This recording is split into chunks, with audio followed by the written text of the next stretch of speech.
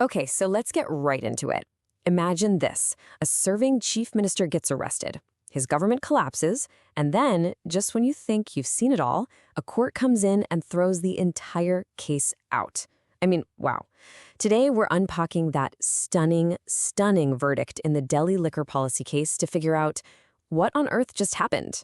And you know, who better to start with than the man at the very center of this storm, Arvind Kejriwal. Right after the verdict dropped, he said truth always wins. You can just feel the emotion. I mean, for him, this was the end of a massive battle, a fight that literally saw him arrested while he was still in office as chief minister. Just think about that for a second. So what exactly did this stunning verdict say? Well, it wasn't just a win. It was a complete and total wipeout for the prosecution. The court cleared everyone. All 23 people accused in the case, including the Aam Aadmi Party's biggest names, Arvind Kejriwal and Manish Sisodia, just gone. Look, to call this a shock verdict is, well, it's a massive understatement. This was one of the most politically charged, high-stakes investigations we've seen in a long time. And this decision, it sent absolute shockwaves across the entire political landscape. And you know, part of the shock comes from just how long and intense this whole thing was. We're talking about 2 years. For 2 years, this was a massive, politically explosive saga. This wasn't some quick little inquiry. It was a full-blown drama that ended with something we'd never really seen before, the arrest of a sitting chief minister and his deputy. Okay, so to really get why this verdict is such a big deal, we have to go back and understand the central conflict here. It's really a tale of two completely different stories. What the government said this policy was about versus the incredibly serious allegations of corruption that were thrown at it. So what was this policy that caused all this chaos? It all started back in 2021 with a new excise policy. Let's really break it down. What did the government say it was trying to do, and what did the investigators claim was actually happening behind the scenes?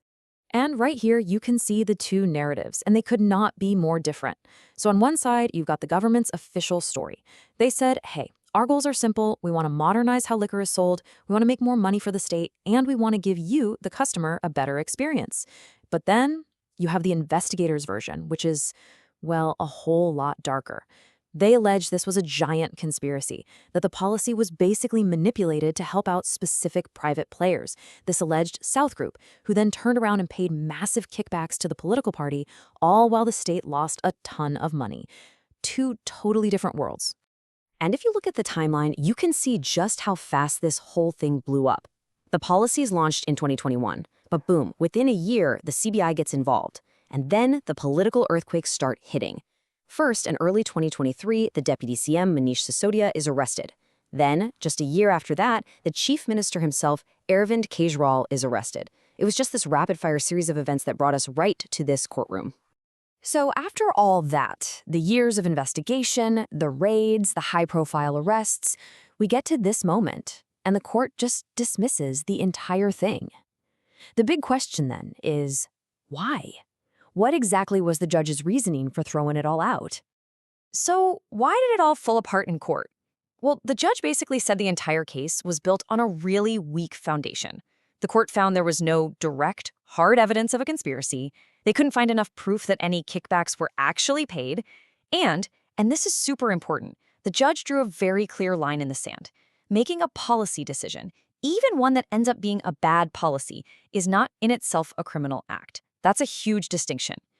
And the judge, Special Judge Jatinder Singh, was not mincing words. He said, not a single prima facie case has been reliably established against any of the 23 accused. Now, that term, prima facie, is just a legal way of saying on the face of it, or at first glance. So what he's really saying is that even before digging deep, right from the start, the agencies just didn't have a believable case against anyone. Now, there's a really important legal word here the court used. Discharged. And it's crucial to know this isn't the same as being acquitted. See, getting acquitted is like playing the whole game and being found not guilty at the end. But being discharged, that's like the referee looking at your opponent and saying, you don't even have enough players to start the game. The court found there wasn't enough evidence to even begin a trial. The case was thrown out before it even got off the ground. And the court didn't just stop at dismissing the case. Oh no. It went on to basically take apart the entire investigation, piece by piece.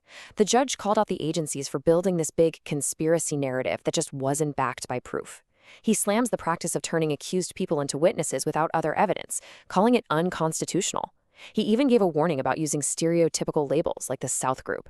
I mean, the critique was so sharp that the judge actually suggested there should be an internal inquiry into the officials who ran this investigation. That is a huge statement. All right, so the case is dismissed, everyone's been cleared, which brings us to the million-dollar question: what happens now? Well, first, the political fallout is just massive. You can't ignore it. Remember, these very allegations of corruption were a huge deal in the 2025 Delhi elections. It was a central issue that led to a major loss for the Aam Aadmi Party, and Kejriwal even lost his own seat. But now, with the court essentially saying those allegations didn't have merit, it completely changes how we look back at that election. But hold on, this story might not be over just yet.